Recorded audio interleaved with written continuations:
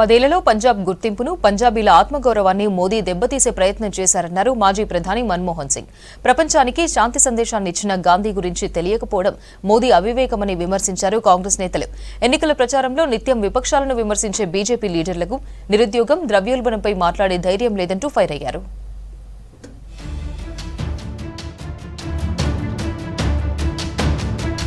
ధ్యానం చేస్తేనో గంగలో స్నానం చేస్తేనో విజ్ఞానం దొరకదన్నారు ఏఐసీసీ ప్రెసిడెంట్ మల్లికార్జున ఖర్గే. చదువుకుంటే జ్ఞానం వస్తుందని మోదీపై సెటైర్లు వేశారు ఖర్గే. గత 15 రోజుల్లో కాంగ్రెస్ పేరును 232 సార్లు, ఇండియా కూటమి గురించి 573 సార్లు మాట్లాడిన మోదీ ఒక్కసారి కూడా ద్రవ్యోల్బణం ఊసెత్తలేదన్నారు. ప్రధాని మోదీకి మహాత్మా గాంధీ జీవితం గురించి ఏం తెలియదని విమర్శించారు. గాంధీ సినిమా చూసి తెలుసుకోవడం మోదీ అవివేకానికి నిదర్శనమన్నారు ఖర్గే. दुनिया को महात्मा गांधी जी का परिचय हुआ, ये कहना एक प्रधानमंत्री जी के लिए मैं समझता हूँ क्या अज्ञान समझो, या वो पढ़े नहीं महात्मा गांधी के बारे में. कम से कम हमारे वक्त तो ये था कि नॉन डिटेल था महात्मा गांधी जी, और अगर पढ़ते या पढ़े होंगे मेरे को मालूम नहीं, ये ऐसी बातें नहीं बोल सकते. ఒడిశాలో బీజేపీ, బీజేడీ రెండూ ఒకటేనన్నారు రాహుల్ గాంధీ.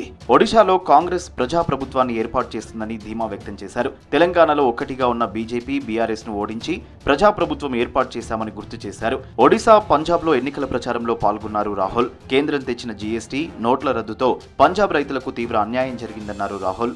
తెలంగాణ में पहले पार्टनरशिप थी बीआरएस की और बीजेपी की. वहां के चीफ मिनिस्टर बीजेपी का काम करते थे. कांग्रेस पार्टी बीजेपी से लड़ी और बीआरएस से लड़ी, और दोनों की हमने रीढ़ की हड्डी तेलंगाना में तोड़ के दिखा दी. आज तेलंगाना में अरबपतियों की सरकार नहीं है, एक व्यक्ति का राज नहीं है. आज तेलंगाना में जनता की सरकार है. మహాత్మా గాంధీ యావత్ ప్రపంచానికి చీకటితో పోరాడే శక్తిని అందించారన్నారు రాహుల్ గాంధీ. సత్యం, అహింస రూపంలో ప్రజలకు ఓ సన్మార్గాన్ని చూపాడని చెప్పారు. అమాయకులను కూడా అన్యాయాన్ని ఎదిరించే ధైర్యాన్ని ఇచ్చిన మహానేత గాంధీ అన్నారు రాహుల్. शाखाओं में जिनकी वर्ल्ड व्यू बनती है वो गांधी जी को नहीं समझ सकते, वो गोडसे को समझते हैं, गोडसे के रास्ते को अपनाते हैं. गांधी जी पूरी दुनिया के लिए एक इंस्पिरेशन थे. Martin Luther king junior, Nelson Mandela, Albert Einstein, ये सब लोग गांधी से इंस्पायर हुए.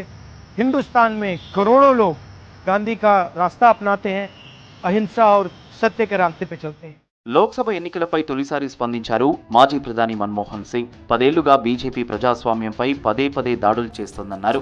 పంజాబ్ గుర్తింపును, రైతుల ఆత్మగౌరవాన్ని దెబ్బతీసే ప్రయత్నం జరిగిందన్నారు. ఎన్డీఏ సర్కార్ రైతు వ్యతిరేక విధానాలను నిరసించిన రైతులపై మోదీ ప్రభుత్వం తూటాలు, లాఠీలతో దాడి చేసిందని విమర్శించారు. బీజేపీ ప్రభుత్వ దాడులతో 750 మంది రైతులు అమరులయ్యారని గుర్తు చేశారు. రాజ్యాంగం, ప్రజాస్వామ్యాన్ని రక్షించాల్సిన బాధ్యత పంజాబ్ ఓటర్లపై ఉందన్నారు. ఈ మేరకు పంజాబ్ ప్రజలకు లెటర్ రాశారు मनमोहन सिंह. जो उन्होंने लिखा वो दर्द भी इसमें आपको महसूस आप भी कर पाएंगे.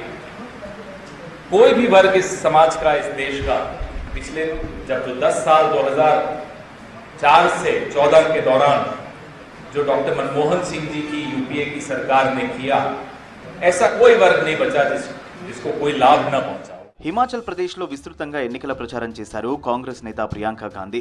సిమ్లాలోని జకో ఆలయంలో కూతురితో కలిసి ప్రియాంక ప్రత్యేక పూజలు చేశారు. ఆ తర్వాత పలుచోట్ల రోడ్ షోలు నిర్వహించి పార్టీ శ్రేణుల్లో ఉత్సాహం నింపారు. కేంద్రంలో ఇండియా కూటమి వస్తేనే రాజ్యాంగం పదిలంగా ఉంటుందన్నారు.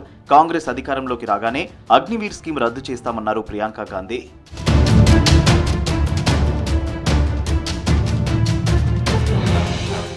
7వ విడత ఎన్నికల ప్రచారానికి చివరి రోజు కావడంలో విస్తృత ప్రచారం చేశారు కాంగ్రెస్ నేతలు. రాజ్యాంగం, రిజర్వేషన్లు ఉండాలంటే కూటమిని గెలిపించాలని ప్రచారం చేశారు.